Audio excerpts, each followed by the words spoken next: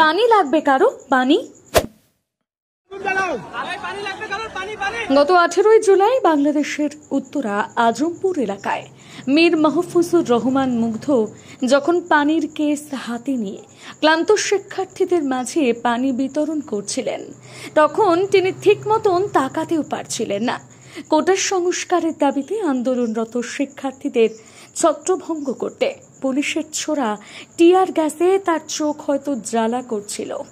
সামাজিক যোগাযোগ মাধ্যমে মুগ্ধর যমজ ভাই মীর মাহবুবুর রহমান স্নিগ্ধ শেয়ার করা একটা ভিডিও দিয়েছেন।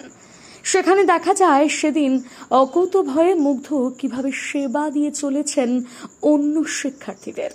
ভিডিওটা যে সময় করা তার মাত্র 15 মিনিট পর থেকে তিনি আর কাউকেই পানি দিতে পারেননি আর দেননি। আন্দোলনকারীদের ওপর আইন শৃঙ্খলা রক্ষাকারী বাহিনী ঠিক সেই সময় গুলি চালায়, আর গুলি চালানোর পর একটি গুলি মুগ্ধর ঠিক কপালে লাগে। তার সঙ্গে থাকা বন্ধুরা দ্রুত মুগ্ধকে ক্রিসেন্ট হাসপাতালে নিয়ে যায়, কিন্তু হাসপাতালে নেওয়ার আগে মারা যায় তিনি। ছেলেটির ফেসবুক প্রোফাইল ছবির ক্যাপশনে লেখা, জীবন অর্থবহ হোক, দীর্ঘ নয়। সত্যি এক অর্থবহ জীবন যাপন করে গেলেন মুগ্ধ।